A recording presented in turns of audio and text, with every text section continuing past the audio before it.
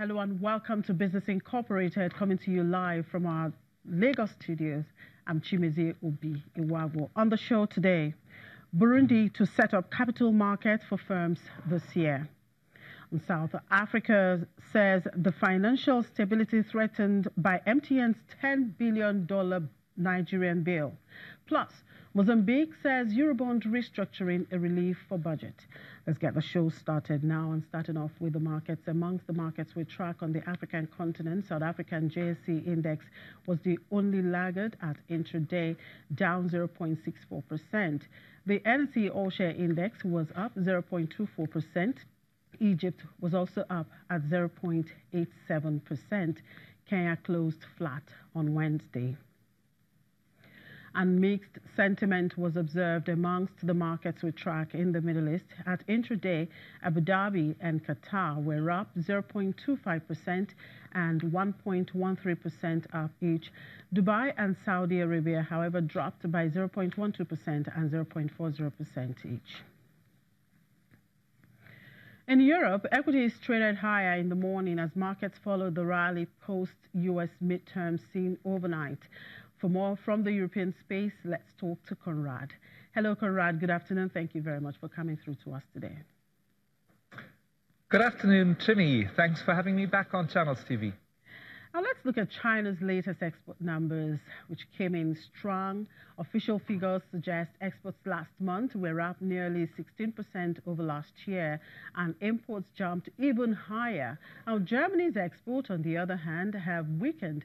What's the market's reaction to this, and what does it mean for the discussions with the United States, where the president is so fixated on the trade balance?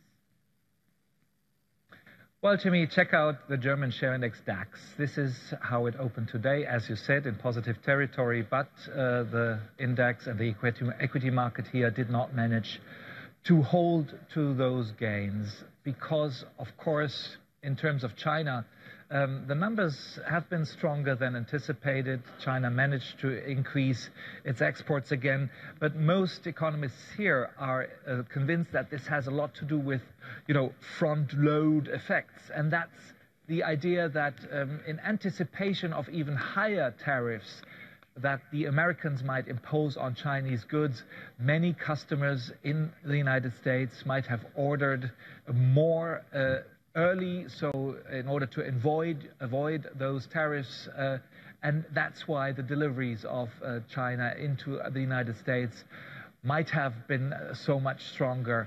Most economists are convinced that it's only a matter of time until the tariff policies and the trade policies by the Americans will have an impact, a negative one, on Chinese exports. Here in Germany, well, the lower exports were disappointment for most economists. Most had predicted that we would see a slight upswing, but here too we are seeing this impact of the worldwide lower demand for German goods due to the trade and tariff policies of the Americans. But I have to say there's also a positive aspect to all of this. German imports were much stronger. German companies imported 5.3% more than in September last year. Most of those imports came from other European Union countries, and that's something most of our neighbors in the European Union have demanded from Germany for a long time, that we import more. Also, the International Monetary Fund has demanded that often, and this means that, the notorious and contentious German trade surplus has shrunk a little bit in September, and that's, of course, positive. Also, in relation to the discussion with Trump, who demands that Germany, does something about its large trade surplus. And in corporate news, the German technology giant Siemens posted earnings in turbulent times. Siemens recently has made headlines because its CEO pulled out of this investment conference in Saudi Arabia, which might have caused the loss of a $20 billion deal in Saudi Arabia. How's the share price doing now? Well, the share price is slightly up today, but if we look at what it's done since the beginning of the year, it's down 15%. And you mentioned Saudi Arabia. Siemens still is not willing to talk really whether it has lost this $20 billion US dollar contract in Saudi Arabia. It looks like, or we're getting reports that this is still in the making, and it's still not a given that Siemens has lost this contract. But the focus today is really on other topics too. You know, Siemens is in the process of a huge overhaul of its power and gas division. You know, that's a division that has to do with technology for power plants, often driven by gas, which is a fossil fuel after all, and it's not as lucrative and profitable as it used to be, given, you know, the upswing of renewable energies. And that's on investors' minds, you know, the problems that the company has. That's why the share price is only slightly up today, despite the fact that Siemens announced the share buyback of 3 billion euros and also a higher dividend.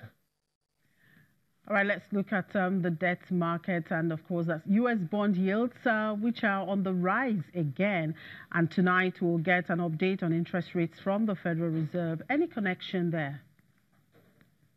Yes, of course. After, you know, the midterm elections, now the focus of investors is getting on the usual suspects again. And of course, the Federal Reserve, its interest rate policy, its view on inflation and what has to be done about those inflation outlooks is returning to the trading floors.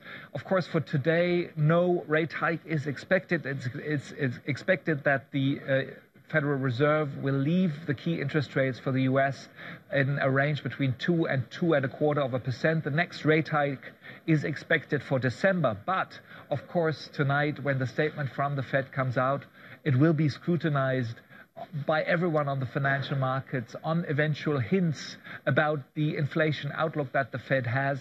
And of course, all signs are on rising interest rates. That's reflected by this increase in American government bond yields today. I thank you very much for your time, Conrad. Enjoy the rest of the day.